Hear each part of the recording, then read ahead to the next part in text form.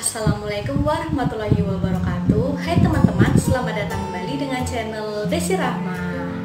Nah teman-teman, untuk video kali ini saya akan membuat salah satu resep masakan yang biasa saya makan ketika saya sedang diet, yaitu semur ayam tanpa gula, tanpa santan, tanpa minyak. Nah ini dia teman-teman, semur ayamnya.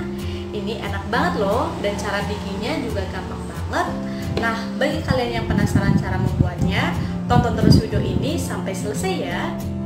Nanti saya juga akan sedikit membahas tentang tips diet yang sudah saya jalani selama ini agar dietnya itu bisa konsisten dan anti gagal.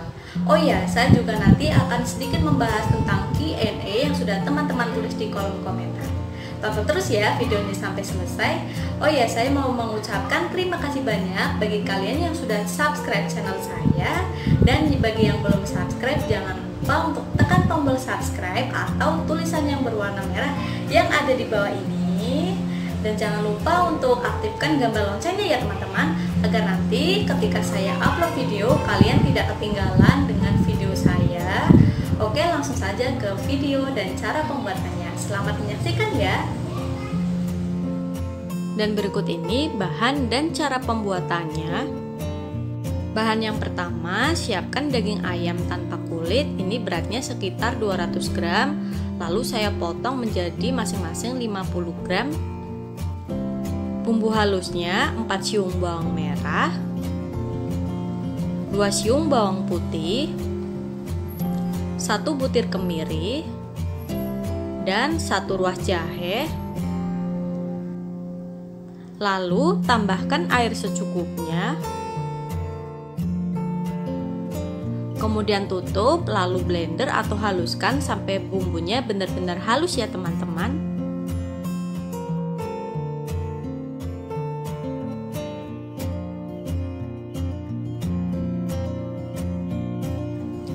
Langkah selanjutnya, siapkan teflon atau wajan, lalu masak bumbu yang sudah dihaluskan tadi sampai benar-benar matang.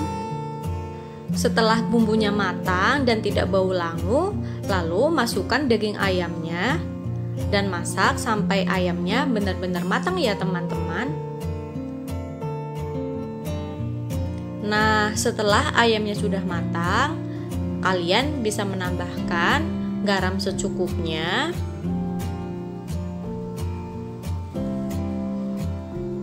lada bubuk secukupnya atau sesuai selera, dan 1 lembar daun salam, 1 lembar daun jeruk, 1 batang serai. Dan apabila kalian suka pedas, boleh menambahkan cabai rawit utuh. Lalu masak sampai harum. Nah, setelah daging ayamnya sudah matang dan tercium harum, lalu tambahkan kecap manis secukupnya dan masak sampai bumbunya meresap ya teman-teman. Dan yang terakhir, kalian bisa menambahkan kaldu bubuk atau kaldu jamur secukupnya dan masak sampai bumbunya benar-benar meresap. Nah, setelah bumbunya meresap dan airnya juga sudah mulai asat, lalu matikan kompor dan semur ayamnya sudah siap untuk disajikan. Ini dia semur ayam tanpa gula, tanpa minyak, dan tanpa santannya sudah matang. Dan ini rasanya sangat enak loh, keluarga saya pun sangat suka. Nah ini dia teman-teman menu makan aku selama diet. Dan ini ada semur ayam 50 gram. Lalu saya tambah sayur 2 sendok makan dan nasi putih 3 sendok makan. Nah ini kelihatannya banyak kan porsinya. Walaupun kita diet, tapi makanannya juga harus tetap enak loh. Selamat mencoba ya teman-teman. Nah itu dia tadi teman-teman, resep semur ayam tanpa minyak, tanpa gula, dan tanpa santan. Mudah kan cara membuatnya? Kalian selamat mencoba ya. Dan sekarang saya akan membahas tentang tips diet yang sudah saya jalani selama ini, yang pasti anti gagal dan tetap konsisten. Saya akan sedikit membahas tips diet yang sudah saya jalani selama ini kurang lebih 2 bulan kurang. Sebelumnya saya mengikuti diet ala Katia Aristia, tapi untuk jam makan, untuk jenis makanan dan porsinya tentu saja berbeda. Hal ini saya sudah sesuaikan dengan kondisi badan saya dan kegiatan saya. Tapi intinya saya mengikuti diet ala Katia yang saya contoh itu jalan kaki 45 menit non-stop tiap hari, dan nggak makan tepung, gula, santan, minyak, bumbu kacang, dan lainnya. Tapi untuk jam makan berbeda. Nanti saya akan sedikit. Dan untuk tips yang pertama yaitu kalau saya kemarin niat awal untuk mengikuti program diet ini yaitu agar saya lebih sehat lagi. Kenapa? Karena saya sering sakit lambung, mudah capek, aktivitas sedikit badan udah langsung capek. Jadi saya berniat saya ingin lebih sehat lagi dibanding sebelumnya, dan bonusnya BB bisa turun. Nah, jadi kalian sebelum diet itu harus bikin niat dulu. Mungkin kalian niat untuk diet ini tujuannya agar berat badannya bisa ideal, bisa lebih sehat, kemudian bisa terlihat langsing atau sebagainya. Dan untuk tips yang kedua, sebelum diet kalian harus menentukan target dulu. Kalian mau diet berapa lama, misal 2 bulan, 3 bulan, atau berapa. Dan kalian menentukan berapa yang ingin kalian turunkan. Misalkan dalam waktu 2 bulan kalian ingin menurunkan 8 kilo ataupun 10 kilo. Tapi jika hasilnya nanti tidak sesuai dengan target pun tidak apa-apa. Kalian tidak boleh sedih, tidak boleh menyesal, atau tidak boleh putus asa. Kalian harus tetap senang. Berarti walaupun dalam 2 bulan kalian cuma turun antara 6 kilo atau 8 kilo, nggak apa-apa. Kalian tetap harus bersyukur. Berarti ada perubahan dalam diri kamu daripada kalian nggak memulai untuk diet sama sekali. Oke. Tips yang ketiga, kalian harus disiplin, dan ini yang paling penting. Kenapa? Karena disiplin adalah kunci sukses dan konsisten. Jadi kalian harus disiplin dengan apa yang sudah kalian buat. Misalkan jam makan yang sudah kalian buat, porsi makan yang sudah kalian buat, dan jenis-jenis makanannya. Seperti kalian harus disiplin untuk tidak makan tepung, tidak makan gula, santan, dan sebagainya. Dan untuk tips yang keempat, kalian harus tetap berpikiran positif. Misalkan diet kalian dalam waktu 1 minggu mungkin hanya turun 1 kilo atau bahkan tidak turun sama sekali, atau mungkin dalam waktu 1 bulan berat badan kalian hanya turun 4 kilo. Padahal target kalian mungkin 6 kilo atau mungkin berapa. Kalian tetap harus berpikiran positif dan jangan sedih atau jangan menyerah. Kalian jangan malah mikir, aduh kok diet saya nggak turun-turun ya berat badannya ya, mendingan nggak usah diet aja deh. Kalian nggak boleh begitu teman-teman. Jadi kalian harus tetap positif.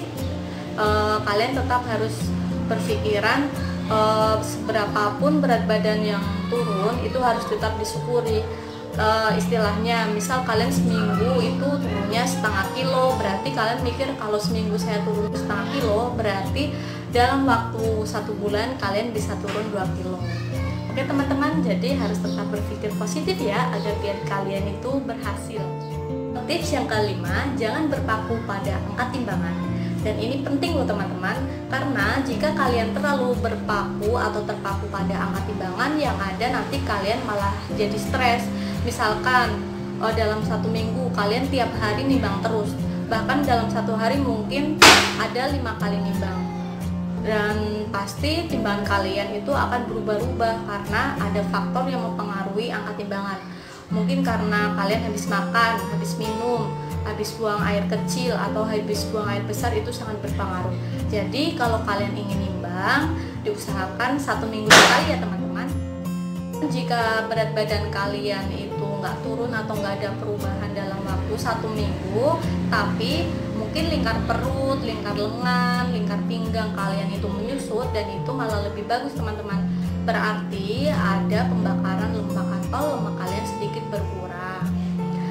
Dan apabila timbangan kalian nggak turun tapi kalian jadi lebih bersemangat, nggak gampang capek, nggak gampang sakit, itu juga bagus. Berarti makanya diet kalian itu bisa dikatakan berhasil. Tips yang keenam, kalian harus memenuhi kebutuhan cairan. Jadi selama kalian menjalani program diet, harus minum air putih minimal 2-3 liter per hari atau sesuaikan dengan berat badan kalian. Jadi Kalau kalian kurang air minum itu tidak bagus teman-teman. Jadi kalian nanti bisa pusing, lemas atau tidak bersemangat. Soalnya saya juga pernah saat itu saya kurang air minum putih. Saya pusing, lemas, ternyata saya kurang minum. Jadi kalian harus penuhi kebutuhan cairan kalian ya. Tips yang ketujuh, ketika makan kalian jangan terburu-buru atau jangan terlalu cepat. Mungkin sebelum kalian menjalani program diet, makan hanya butuh waktu 5 menit. Nah, pas kalian diet itu mungkin bisa 2 kali lipatnya, 10 menit. Nah, kalian itu bisa mengunyah makanan pelan-pelan sampai benar-benar halus. Itu manfaatnya bisa juga lebih kenyang dan biar nanti jadi mudah dicerna. Kan kalau yang bagus itu dalam mengunyah makanan itu minimal 32 kali. Jadi kalian bisa terapkan dan dijamin kalian akan lebih cepat kenyang dan pasti anti gagal. Tips yang ke-8, saat kalian menjalani program diet itu jangan ada perasaan seperti tersiksa. Jadi kalian nggak boleh nih pas diet, aduh saya kesiksa nih diet, aduh lapar banget nih. Nanti takutnya pas jam makan itu kalian lebih kalap atau porsinya tidak sesuai. Jadi itu bisa bikin diet kalian gagal. Nah, saat kalian menjalani diet tapi sering merasa lapar, sering lemas, berarti tandanya diet kalian itu harus dirubah. Makanya pas kalian menentukan awal saat diet, kan kalian menentukan jumlah makan atau jumlah porsinya. Jadi buat senyaman mungkin dan sesuai dengan aktivitas kalian biar kalian itu merasa nyaman dan pasti nanti akan tidak mudah gagal atau tidak mudah bosan. Dan untuk tips yang terakhir, kalian harus wajib jalan kaki 45 menit non-stop setiap hari. Dan ini jangan jadi alasan ya teman-teman, kalian bisa kok jalan kaki di dalam rumah, jadi tidak harus keluar rumah. Nah, kalau mungkin hujan atau panas, kalian tetap bisa melakukan di dalam rumah karena jalan kaki 45 menit itu manfaatnya banyak banget loh. Selain menurunkan berat badan, itu juga bisa meningkatkan kualitas tidur, memperkuat kesehatan jantung, terus mengurangi stres. Pokoknya banyak banget deh. Kalian bisa cari sendiri di Google manfaat jalan kaki 45 menit non-stop. Oke, itu tadi beberapa tips untuk diet saya, dan saya sudah menjalani diet selama 2 bulan ini. Dan alhasil untuk 2 bulan ini berat badan saya turun sekitar 8 kilo. Target awal saya ingin turunnya itu antara 10 kilo, tapi nggak apa-apa. Walaupun tidak sesuai target, tapi saya tetap bersyukur karena menurunkan berat badan 8 kilo dalam waktu 2 bulan itu sebelumnya saya nggak pernah loh. Apalagi olahraganya hanya jalan kaki 45 menit dan tidak ada olahraga berat. Dan makanannya pun itu nggak hambar sama sekali. Kita bisa tetap makan makanan yang enak dan mengenyangkan.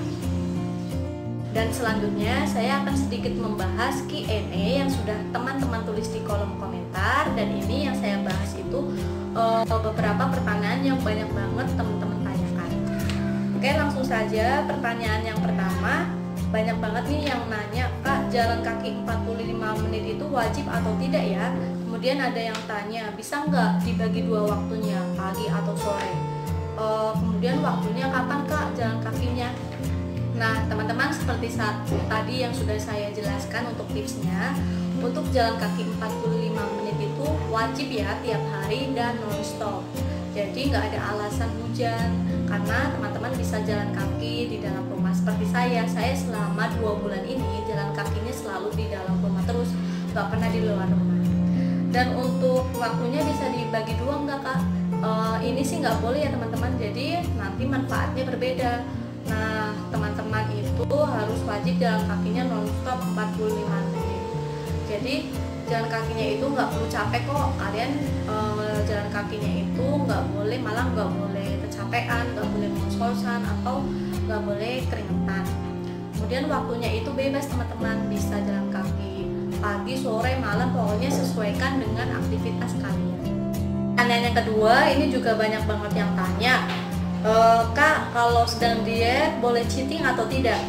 Nah sebenarnya untuk cheating itu kalian sendiri yang menentukan teman-teman. Jadi kalau kalian pengen cheating, mungkin kalian bikin jadwalnya dalam waktu 1 bulan. Kalian bikin berapa kali ingin cheating, mungkin 1 bulan 2 kali nggak apa-apa kalian bikin, tapi ingat pada saat cheating kalian harus tetap ingat porsinya, nggak boleh kelewatan atau nggak boleh terlalu banyak. Jadi porsinya harus tetap diukur.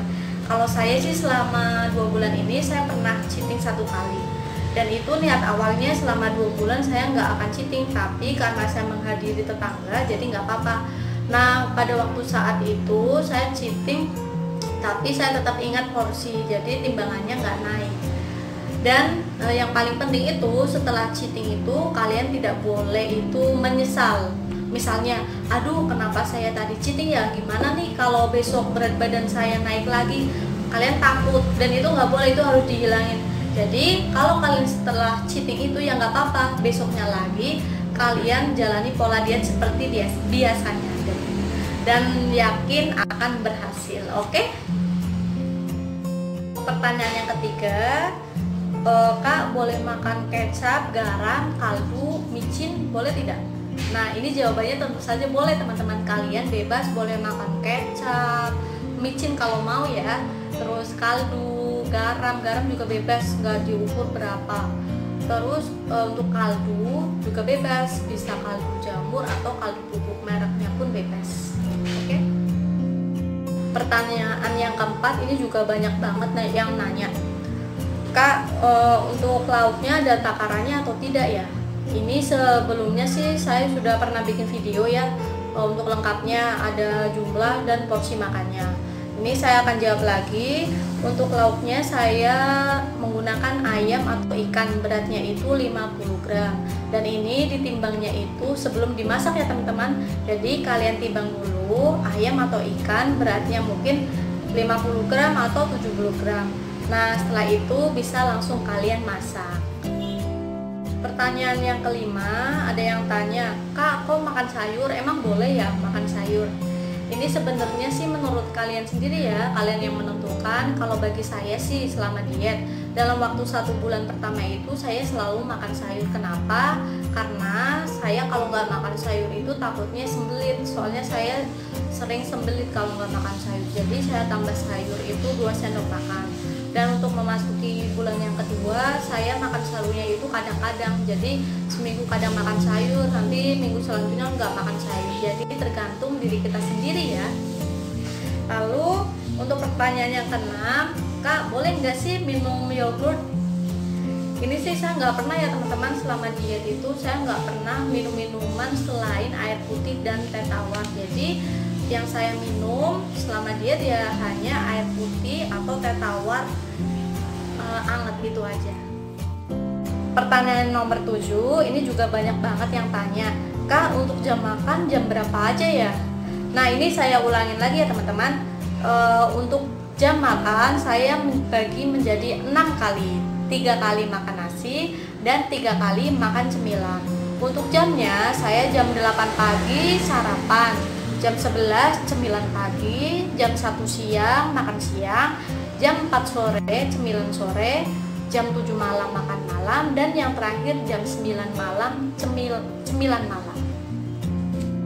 Pertanyaan berikutnya, ini ada yang tanya, Kak pakai gula merah boleh atau tidak? Kalau saya sih nggak pernah ya teman-teman, jadi selama saya diet itu nggak makan gula merah maupun gula pasir, jadi benar-benar no gula, karena kan gula merah itu sama-sama sama gula pasir ya, sama-sama manis, jadi saya nggak makan gula merah maupun gula pasir. Pertanyaan selanjutnya, Kak untuk menunya apa harus sama terus lauknya tiap hari atau dalam waktu 1 bulan itu? Nah teman-teman, kalau saya itu menunya atau lauknya itu tiap hari selama bahkan 2 bulan ini, kalau enggak ayam ya ikan itu menunya. Tapi 1 bulan pertama saya menunya selain ayam atau ikan saya tambah 1 potong tahu atau 1 potong tempe. Tapi untuk bulan kedua saya hanya makan lauk ayam atau ikan dan beratnya itu 50 gram. Tapi saya tambah kadang ada sayurnya. Dan untuk cara masaknya tentu saja berbeda teman-teman. Jadi biar saya nggak bosan saat diet, masaknya itu saya kadang bikin ayam kecap, ayam panggang, ayam bakar, rica-rica ayam, sop ataupun soto ayam. Jadi biar kalian gak bosan bisa dikreasikan sesuai dengan kesukaan kalian ya. Yang penting itu masaknya harus tanpa minyak, tanpa tepung, tanpa gula, dan tanpa santan. Oke? Dan untuk pertanyaan yang terakhir, ini juga banyak banget yang tanya tentang masalah cemilan. Kalau untuk cemilan itu saya makannya itu untuk cemilan pagi atau cemilan sore saya seringnya itu buah. Dan buahnya itu kadang pisang, kadang melon, kadang pepaya. Untuk cemilan malam saya makan biskuit gandum. 1 bulan pertama saya makan 3 keping biskuit gandum. Tapi untuk bulan kedua saya kurangi menjadi 2 keping biskuit gandum. Nah, lalu juga banyak yang tanya, Kak, kalau makan biskuit gandum bukannya itu ada gulanya ya?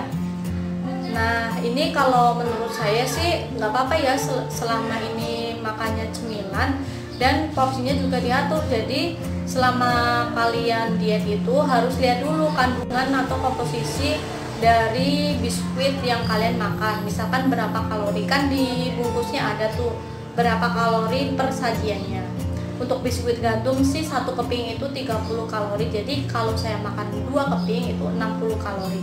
Yang penting itu kalian harus tahu porsinya dan berapa kalorinya agar nanti tidak kebanyakan atau tidak terlalu berlebih kalorinya. Tapi jika kalian khawatir makan biskuit, kalian mungkin bisa diganti dengan makan buah terus. Atau kalau kalian khawatir makan biskuit, kalian juga bisa beli biskuit yang khusus untuk diet. Kan sudah banyak tuh di supermarket biskuit-biskuit khusus untuk diet. Jadi kalian sendiri yang menentukan ya. Oke teman-teman, itu dia tadi resep makanan dan beberapa tips diet yang selama ini saya jalani. Dan saya juga sudah membahas sedikit Q&A yang sudah teman-teman tulis di kolom komentar.